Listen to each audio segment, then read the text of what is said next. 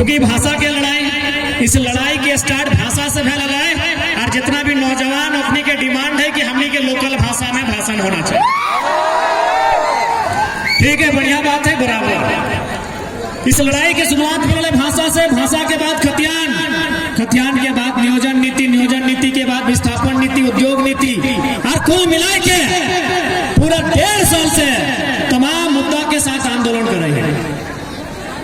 अपन बात रखे से पहले धन्यवाद स्थानीय आयोजन समिति का, विशेष धन्यवाद यहाँ पर जितने भी लोग जुटे हैं। मैं फिर अपनी भाषा में वापस आऊंगा चूंकि धन्यवाद का समय है।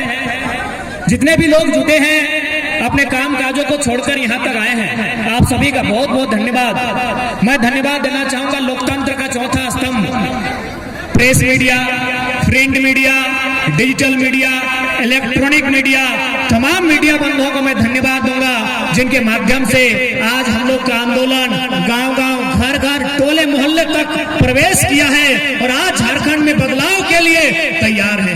बहुत बहुत धन्यवाद। जैसा कि देख पा रहे हैं, दर्जनों दर्जन की संख्या में स्थानीय थाना प्रभारी, पुलिस दल आए हैं। उनका भी मैं जिला प्रशासन का, स्थानीय थाना का धन्यवाद दूंगा। बहुत बहुत धन्यवाद कार्यपालिका के अभिनव, जिनके माध्यम से आज इस कार्यक्रम को, जिस पर निगरानी रखी गई है, मैं स्थानीय थाना प्रभारी, जिला प्रशासन, बहुत बहुत धन्यवाद। जितने भी पुलिस के जवान आए हैं, आप सभी का धन्यवाद। दोस्तों, सभी जाना और बूझा कि भारत एक ऐसा देश लगा है जकर में विविधता है। विविधता यानी सब एक जैसा न है, सब में कुछ न कुछ अलग अलग परिभाषा है। सबसे निवेदन है तनी वैसी जा भाषा बूझे में कोई दिक्कत नहीं न है, पीछू से भाषा में कोई दिक्कत नहीं न है। तो सभी जाने कि भारत देश विविधता के देश है। जब भारत देश अंग्रेज से आजाद भलाई तो सबसे पहले 1953 में फैजल अली आयोग के गठन भलाई और अलग राज्य बनाए के प्रक्रिया आरंभ भलाई। 1956 में अधिनियम बनले और सबसे पहला राज्य जब भारत देश में बंटवारा भलाई तमिलनाडु से आंध्र प्रदेश के रूप में सन 1953 में। आधार की अलग भाषा, तमिलनाडु खातिर तमिल, आंध्र प्रदेश खातिर तेलुगु, यानी भारत देश के जो सबसे पहला विभाजन भलाई ओकर लड़ाई लगले भाषा। ओकरे आधार पर भारत देश में पहला राज्य विभाजित भई के अलग भले। धीरे धीरे समय बढ़ले, 1960 में फिर से वापस महाराष्ट्र, जकर नाम कभी बॉम्बे है, गुजरात और महाराष्ट्र में विवाद भले। फिर दूगो स्टेट अलग भय गए, एक के नाम भय गए महाराष्ट्र, दूसरा के नाम भय गए गुजरात। कारण की है? भाषा। 1966 में पुनः पंजाब और हरियाणा आपस में अलग भय गए। कारण की है? भाषा। यानी कुल मिला के जितना भी राज्य अलग भले, वो यह खातिर अलग भले कि हमारे राज्यवासी के उस राज्य में सम्मान मिलना चाहिए। आज चूंकि हमने भले नेता सबके राजधानी रांची लगो, चूंकि हमारा विधानसभा हो तो नेतवन के राजधानी रांची लगो, लेकिन पढ़े वाला गिद्रवन के राजधानी हजारीबाग लगो। एक बात क्लियर रख लो,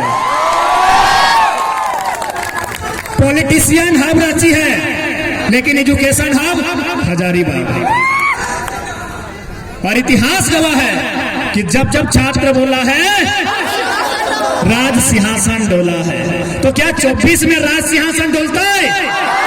निसंदेह डोलता है, क्योंकि सबसे ज्यादा आघात जितना भी सरकार बनल, जितना सरकार बिगड़ल, सबसे ज्यादा आघात अगर कर लो ककरो हलाए तो छात्र के हलाए।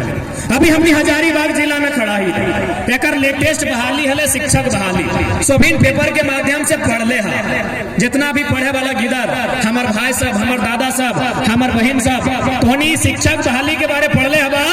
लगभग 3600 बहाली है, 3600 बहाली है। चलिए हम चूंकि हजारीबाग में डरा लिए, हजारीबाग में खड़ा ही है, तो हजारीबाग की बात कर रही है। हजारीबाग में 143 गो सीट है। अब मान के चल हजारीबाग में ब्लॉक कितना है? 16 ब्लॉक है। यदि 16 के 143 से भाग दबाए तो मोटा मोटी 16 नाम 144, 16 दहा 160, यानी 9 गो। एक ब्लॉक के हिस्सा में 9 गो मास्टर के बहाली, यानी हजारीबाग सदर ब्लॉक लगे, बगल में केरेडाड़ी है, कटकम सांडी है, बगल में बिशुनगढ़ है, चुरचू है, डाड़ी है। यानी प्रत्येक ब्लॉक के हिस्से में 9 गो मास्टर बनना चाहिए। मेरे साथी साहब तोहनी हजारीबाग के 16 ब्लॉक से आये हा कि तोहर ब्लॉक में 9 गो मास्टर बन लो। तोहनी ब्लॉक में 9 गो मास्टर बन लो। बिशुनगढ़ वाला माही पटेला कि 9 गो मास्टर तोर ब्लॉक में है। चुरचू वाला दिनेश 9 गो चुरचू ब्लॉक में मास्टर बन लो। कटकम सांडी वाला ना बन। एक ब्लॉक के हिस्सा में 9 गो मास्टर है, यानी तोर ब्लॉक में यदि 9 गो मास्टर ना बनला यानी स्पष्ट नौकरी बचाएगा। वो नौकरी बड़ा दाम दे के बचाएगा। आज कितना दुख के बात है, हमनी राज अलग भले 2000 में, हमनी से 14 साल लगभग 14 साल बाद आंध्र प्रदेश से कट के तेलंगाना बन गए। चूंकि तेलंगाना के भाषा भी तेलुगु है और आंध्र प्रदेश की भी भाषा तेलुगु है। वो भाषा के आधार पे नहीं, वो अपन प्रशासनिक व्यवस्था, पिछड़ापन या फिर अन्य आधार पर उस राज्य के गठन भई गए। तो हनी के जानकारी होना चाहिए। आज तेलंगाना जो झारखंड से लगभग 14 साल बाद बनला है, वो 2nd नंबर में जीडीपी ले रहा है। तेलंगाना राज्य जो 14 साल बाद झारखंड बनल 14 साल बाद बनला आज 2nd नंबर है भारत देश के जीडीपी के मामले में। कहे ना शासन में तेलंगाना के आदमी, प्रशासन में तेलंगाना के आदमी, अरे जहां जीवे जहां तक तो नजर जीतो वहां तेलंगाना के आदमी है। आज 2nd नंबर जीडीपी, आज 2nd नंबर जीडीपी तेलंगाना। 14 साल बाद झारखंड बनल 14 साल बाद तेलंगाना राज्य के गठन भलाई, आंध्र प्रदेश के हिस्सा अलग करके आज 2nd नंबर में दे रहा है जीडीपी। कहा कि शासन से प्रशासन का भारतीय संविधान आर्टिकल 371D के आधार पर तेलंगाना एक विशेष राज्य है और किसी भी प्रकार के बहाली में केवल और केवल तेलंगाना राज्य के निवासी का ही अधिकार मिलता है, यह स्पष्ट कर गया है। लेकिन हमने किया कि परिस्थिति हो जहां तक नजर उठेबे एगो चपरासी से लेके कलेक्टर तक हर जगह बाहर के आदमी के कब्जा हो, हर जगह बाहर के आदमी के कब्जा हो। तो सोच सकल है कि आज ये राज्य कैसे विकास कर सके। हर जगह कहीं भी चल जाओ, शिक्षक बहाली में चल जाओ, इंजीनियर के बहाली में चल जाओ, डॉक्टर के बहाली में चल जाओ, अरे कंपाउंडर के बहाली में चल जाओ, क्लर्क के बहाली में चल जाओ। हर जगह अगर बाहर के लोग बनता है तो अलग राज्य कहा बन गया, अलग राज्य का निर्माण कहा खाते हैं। यदि हमने सारा वैकेंसी बाहर के बेचना है, यदि सारा नौकरी बाहर के बेचना है तो अलग राज्य के निर्माण कहा बन। इतना बलिदान, इतना संघर्ष, इतना तप, इतना त्याग, इतना जान देने के बाद, इतना बलिदान देने के बाद, इतना पुलिस के लाठी खाल बाद, इतना कपार फटल बाद, इतना शरीर में एक एक चाम छायल दे जब पुलिस के लाठी बज रहा है, आखिर अलग राज्य कहे बन रहा। अलग राज्य है खातिर बन रहा है कि हमनी के 12 लाख मजदूर बाहर खटे जीते। चूंकि यहाँ जैसा कि हम देखे पावे भीड़ में बगोदर ब्लॉक और बिशुनगढ़ ब्लॉक के बहुत सारा अभिभावक और छात्र रहे हैं। तो उन्हें जानकारी होना चाहिए पूरे भारत देश में यदि सबसे ज्यादा पलायन कहीं है तो झारखंड के बगोदर और बिशुनगढ़ ब्लॉक में है। कि यह दिन खातिर एक गिरिडीह जिला, एक हजारीबाग जिला कि यह दिन खातिर अलग राज्य बनले कि हमने मजदूर की संख्या बढ़ते, अलग राज्य की खातिर बने। साफ शब्दों में बताइए कि अलग राज्य का गठन क्यों किया गया था? अधिकारी की संख्या बढ़ाने के लिए या मजदूरों की संख्या बढ़ाने के लिए? अधिकारियों की संख्या बढ़ाने के लिए, शिक्षकों की संख्या बढ़ाने के लिए, अभियंताओं की संख्या बढ़ाने के लिए, चिकित्सकों की संख्या बढ़ाने के लिए, वकीलों की संख्या बढ़ाने के लिए, ब्यूरोक्रेट्स की संख्या बढ़ाने के लिए अलग राज्य लिया था। लेकिन यहाँ तो उल्टा हो रहा है, दिन प्रतिदिन मजदूरों की संख्या बढ़ रही है। इसलिए आज जितने भी नौजवान, अभिभावक, माताएं, बहनें, महिलाएं इस मंच तक, इस बदलाव संकल्प सभा तक, ऐतिहासिक मैदान, गांधी मैदान तक आई है, आज उन्हें संकल्प लेकर जाना होगा कि इस राज्य में अगर बदलाव लाना है तो 24 हमारे लिए निर्णायक होगा। 24 हमारे लिए एक महत्वपूर्ण साल है। क्योंकि मैं फिर कुछ चंद मिनटों के लिए हिंदी में संबोधन करूंगा, इसलिए क्योंकि मुझे लगता है इन बड़ी बड़ी इमारतों में अन्य राज्यों के लोग भी भारी संख्या में रहते हैं और चूंकि उन्हें ऐसा मीडिया के माध्यम से या फिर बहुत सारे ऐसे लोग हैं जिनके माध्यम से बात जाती है और उन्हें समझ में शायद नहीं आती है और ये उन्हें लगता है कि ये बाहरी भीतरी की लड़ाई है। बिल्कुल नहीं, ये बिल्कुल बाहरी भीतरी की लड़ाई नहीं है। ये एक शोषण की लड़ाई है, जो हमारे ऊपर अत्याचार हो रहा है उसकी लड़ाई है। यहाँ बड़ी बड़ी इमारतों में जितने भी यूपी बिहार से लोग आए हैं, मैं सीधा उन्हीं से संवाद करना चाहूंगा और जाहिर सी बात है भले वो यहाँ तक नहीं आए हैं, लेकिन जोहार हजारीबाग, दैनिक खबर, 22 स्कोप और जो भी पंडित दीदी इनके माध्यम से घर में बैठकर सुन ही लेंगे। चूंकि सामने अगर सीआईएसएफ रहते हैं, जितेंद्र को बोकारो वाले सुनेंगे, चूंकि हजारीबाग में यूपी बिहार की इमारतों की संख्या ज्यादा है और चूंकि अगर सीआईएसएफ खड़ी होती है तो हम सीआईएसएफ पे आधा घंटा बोलते हैं, अगर जिला पुलिस खड़ी होती तो हम जिला पुलिस से बात करते हैं। आज हम यूपी बिहार पे ही बात करेंगे क्योंकि हम विवाद नहीं चाहते हैं। हम अपना विचारधारा को स्पष्ट करना चाहते हैं कि हमारी लड़ाई यूपी बिहार के खिलाफ नहीं है, हमारी लड़ाई बाहरी भीतरी की लड़ाई नहीं है, हमारी लड़ाई है हमारे अधिकार की लड़ाई है। आज जितने भी लोग मीडिया के माध्यम से सुनते हैं कि भारत एक संवैधानिक देश है, कोई कहीं जाके रह सकता है, बच सकता है, अरे अच्छी बात है, लेकिन ये केवल झारखंड में ही क्यों? आज जितने भी यूपी बिहार के लोग, क्योंकि उनकी संख्या ज्यादा है और ब्यूरोक्रेट्स में उनकी संख्या ज्यादा है, उनका दबदबा है, इसलिए साफ कहते हैं। आपके लोग बंगाल में भी हैं, हमें एक भी आंदोलन दिखाइए बंगाल की गलियों में जो आपने अपनी भाषा और अपने अधिकार की बात किया। आपके लोग महाराष्ट्र में हैं और 1000 में नहीं लाख में है। आप बताइए कब अपने महाराष्ट्र में आंदोलन किया है? आपके लोग तेलंगाना में हैं, आपके नहीं, हमारे लोग झारखंड के लोग भी हैं, तेलंगाना में है, तमिलनाडु में है, केरल में है, गुजरात में है, कर्नाटक में है, महाराष्ट्र में है, चंडीगढ़ में है, दिल्ली में है, आंध्र प्रदेश में है, सभी राज्यों में है। बताइए, मैं आज लोकतंत्र के चौथे स्तंभ के माध्यम से, क्योंकि ये लड़ाई बाहरी भीतरी की नहीं है, ये लड़ाई विभाजन की नहीं है, ये लड़ाई मानवता की है, ये लड़ाई रोटी के अधिकार की है। मेरे जितने भी यूपी बिहार के भाइयों जिनको ये लगता है, बताइए बाकी राज्यों में आपका क्या स्टैंड है? बाकी राज्यों में आपका क्या अधिकार है? अरे उतना छोड़िए, हजारीबाग के सांसद और सांसद के बाप भी बिहार के हैं, बिहार के ही है ना। हाल फिलहाल बड़का गांव गए थे और जयंत सिन्हा बगल में बेटा खड़ा था, जयंत सिन्हा जी के बगल में उनका बेटा खड़ा था और क्या बोला पता है? इस पुल का निर्माण हम नहीं कर पाए, मेरा बेटा करेगा। बप्पो सांसद, जयंतो सांसद और बेटुआ अब सांसद की तैयारी में।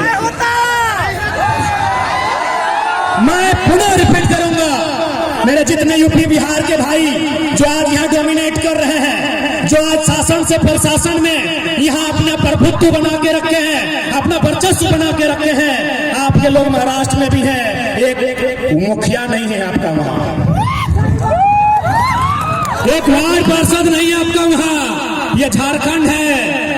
एक तो उल्टा आपको झोली भर के रहने दिए, ठिकाना दिए और आज हम भी यहाँ दिखा के बात करते हैं कि भारत में कोई कहीं है। तो बताइए महाराष्ट्र में आपका कितना विधायक है? बताइए पश्चिम बंगाल में आपका कितना एमपी है? पश्चिम बंगाल में आपका कितना एमपी है? बताइए। दिल्ली का बात मत कीजिए, दिल्ली राज्य नहीं है, दिल्ली राज्य नहीं है, दिल्ली की बात नहीं करेंगे। तमिलनाडु में आपका कितना विधायक है? तेलंगाना में आपका कितना विधायक है? झारखंड में गिना देते हैं। जयंत सिन्हा विधायक का एमपी गिना रहे हैं, जयंत सिन्हा, संजय सेठ, सुनील सिंह, पीडी राम, पीएम सिंह, निशिकांत दुबे, कितना गिनाएंगे? कितना गिनाएंगे?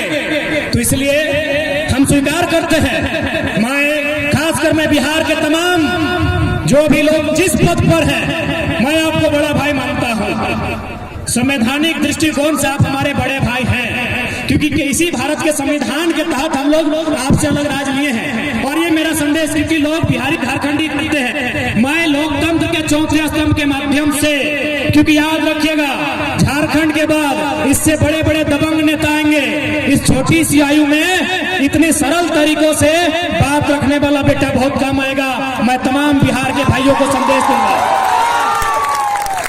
मैं तमाम बिहार के भाइयों तक ये संदेश दूंगा, हम मानते हैं आप हमारा बड़ा भाई है।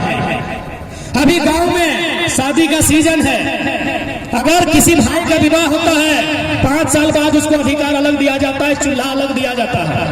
यस या नो? हमरो भाई के बिहार भाई के लोग नेता ना दिए पार लियो, माफी चाहो कि हमें घर ना है। अगर भाई का, चूंकि शादी का दिन है, भाई को शादी दिया 2 महीना 6 महीना बाद चूल्हा अलग मिल गया, कुछ साल बाद उसको खेत अलग मिला कि नहीं मिला? तो यदि उसको चूल्हा अलग मिला तो क्या बड़ा भाई का ये कर्तव्य बनता है कि छोटे भाई का चूल्हा में जाके अपना भोजन पकाएगा? नहीं बनता है। क्या बड़ा भाई का कर्तव्य बनता है कि छोटे भाई को हिस्सा में जो खेत मिला है उसमें जबरदस्ती फसल लगाएगा? ये संदेश बिहार के भाइयों के लिए, सीधा संदेश, कोई डर भय नहीं, लॉजिकली संदेश, ये सीधा संदेश मेरे बिहार के भाइयों के लिए है। हाँ, हम स्वीकार करते हैं हम बिहार से ही अलग हुए हैं और हम आपको अपना बड़ा भाई और खुद को छोटा भाई मानते हैं, और आपसे हमने जमीन का टुकड़ा 46% लिया है। जैसे हमारा क्षेत्रफल है 79,000 वर्ग किलोमीटर, बिहार का है 93,000 वर्ग किलोमीटर, उनके पास 54% है, हमारे पास 46 है। चलिए 46 ही बहुत है। तमाम बिहार के भाइयों, हमने आपसे ही अलग राज्य लिया है, हम आपका छोटा भाई हैं, हम अलग चूल्हा ले लिए, हम अपना अलग खेत बना लिए, अरे हम अपनी पत्नी भी बिहार के अलग ले आए। क्या हमारी पत्नी आपकी होगी? क्या हमारा खेत आपका होगा? क्या हमारा चूल्हा आपका होगा? जब हमारा चूल्हा आपका नहीं, हमारी रोटी आपकी नहीं, हमारी पत्नी आपकी नहीं, हमारा खेत आपका नहीं, तो फिर ये राज आपका कैसे? एक लाइन में उत्तर दीजिए, एक लाइन में उत्तर दीजिए। इसीलिए भगाने की लड़ाई नहीं है मेरे बिहार के भाइयों, ये भाई भाई में लड़ाई की बात नहीं है। ये बड़ा भाई जो हमको अधिकार छोटा भाई को दिया है, हम यही चाहते हैं कि मुँह जबानी नहीं, वास्तव में हमको अधिकार चाहिए। जो खेत जो हमारा 40% है, बिहार से जो हमें खेत मिला है 79,000 वर्ग किलोमीटर में हमारा खेत है। झारखंड के जो खेत मांगते हैं, हमें 79,000 वर्ग किलोमीटर में खेत मिला है। हम उस खेत में जोतने का, कोड़ने का, काटने का और उस फसल को खाने का अधिकार मांगते हैं, इससे ज्यादा कुछ नहीं मांगते हैं।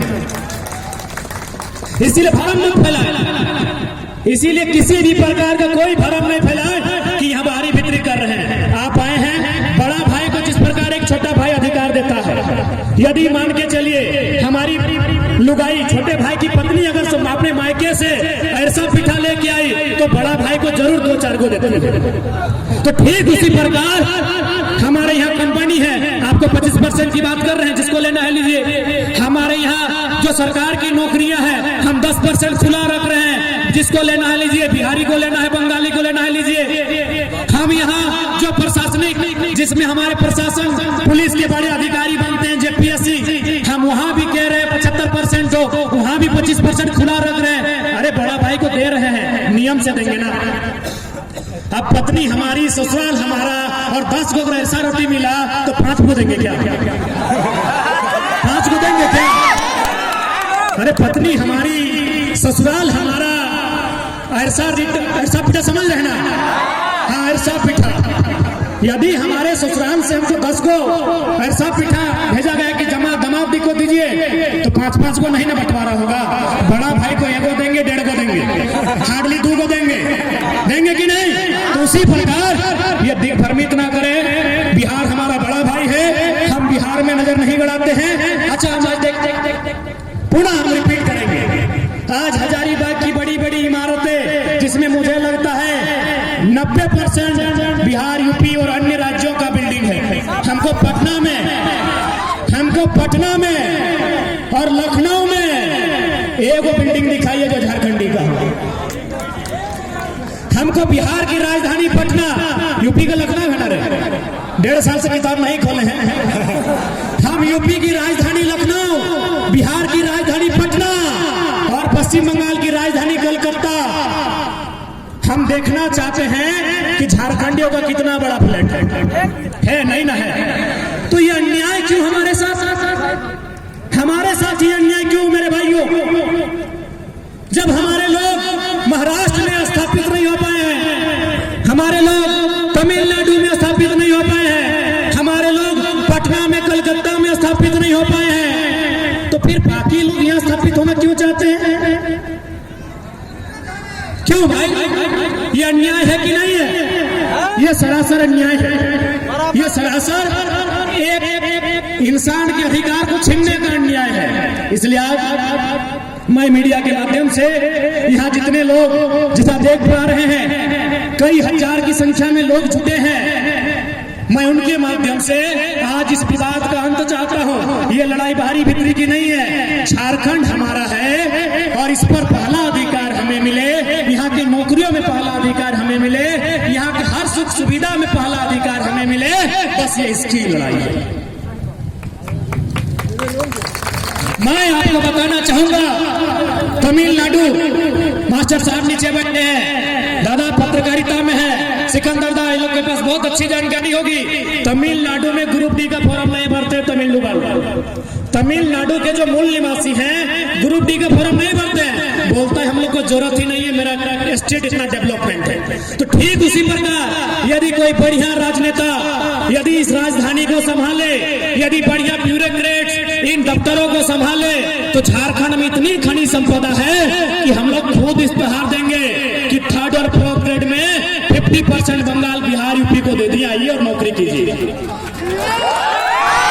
आपको जानकारी होना चाहिए मेरे साथियों, जैसा मुझे सूचना मिला है, तमिलनाडु में जो रेलवे का DEF लेवल का होता है वो फॉर्म नहीं भरते हैं, क्योंकि वह स्टेट डेवलपमेंट स्टेट है, GDP देने वाला स्टेट है, वहाँ रोजगार का साधन है। तो सोच सकते हैं जब तमिलनाडु इतना डेवलपमेंट है, यदि झारखंड में अच्छी पॉलिसी बन जाए तो झारखंड स्वर्ग से वास्तव में सुंदर होगा, इस बात की पूरी गारंटी है।